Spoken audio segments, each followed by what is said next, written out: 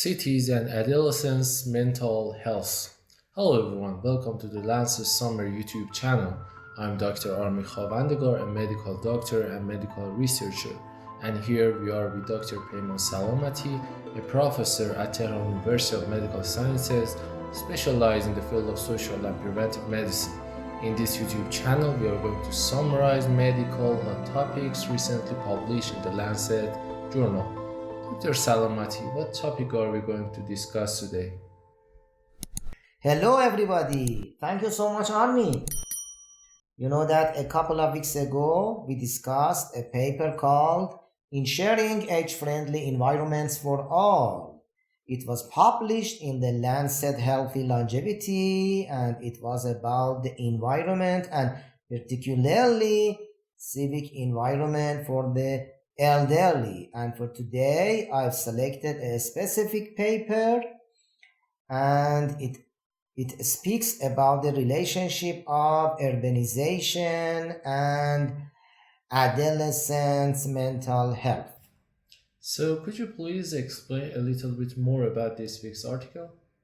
The title of the paper is Why Cities Matter for Adolescent Mental Health and Wellbeing, and it was published in the Lancet on 24th February 2024, and the authors are some international researchers from different countries and different institutions. And could you please tell us why the adolescence is so crucial? Let me define the adolescence era. The adolescent era is from 10 to 19 years old, and scientists believe that mental health can influence one-third of burden of diseases in such an era. And tell us why the issues related to adolescence are more important in low to middle income countries than other countries. Now, adolescents are about 1.2 billion people in the world, and 90% of them are living in low and middle income countries. And scientists believe that by 2030, half of urban population is less than 18 years, and 90% of such a growth will occur in LMICs, I mean low and middle income countries.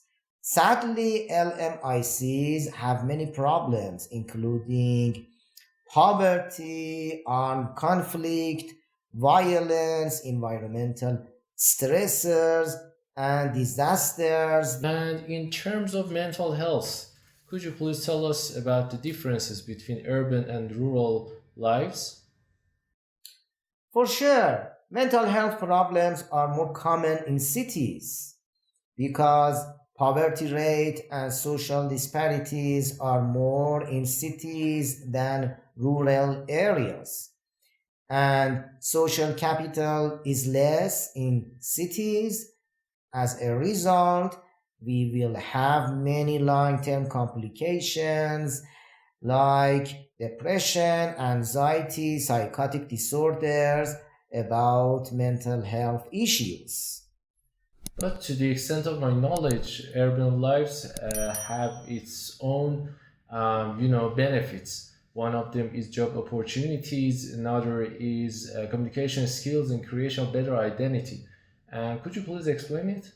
True, living in cities have many positive points. However, urbanization can produce marginalization and social exclusion, and lifestyle in urban areas is mostly sedentary lifestyle. Also, you know that security and safety is less in cities. Furthermore, in marginalized communities, we see more inequalities regarding education, health services, housing, and social services.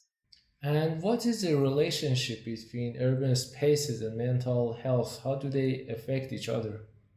Urban spaces are more compact and As a result, outdoor activities decrease and there are less safe and proper spaces. Green spaces are less in cities and traffic jams are more in cities. Likewise, some social problems, including crimes, interpersonal violence, road traffic crashes, and exploitation, are more common in cities. And about the future of cities, how do you see that?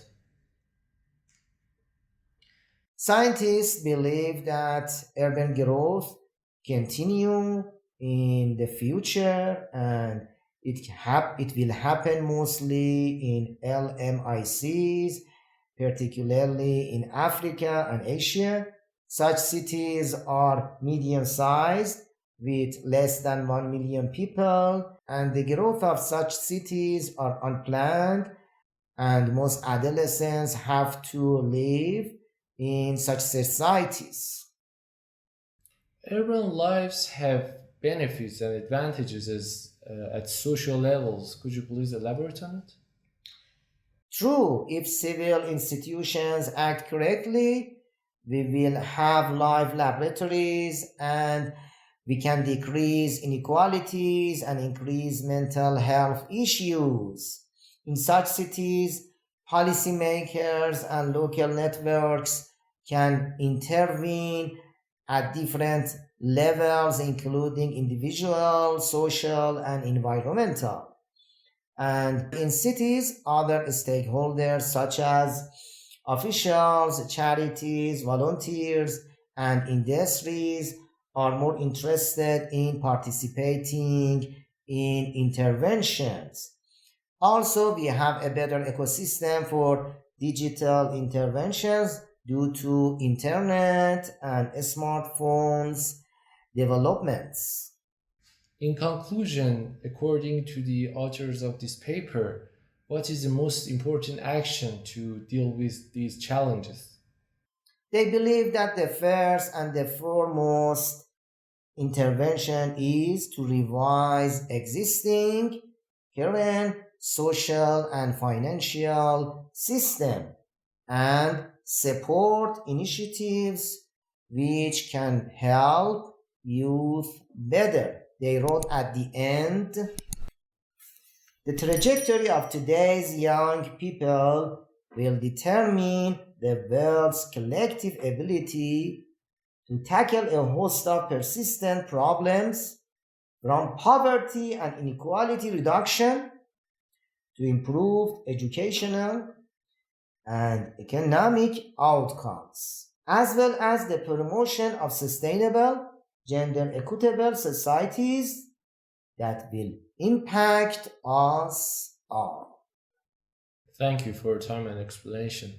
Once more, the goal of this YouTube channel was to summarize medical hot topics recently published in the Lancet journal.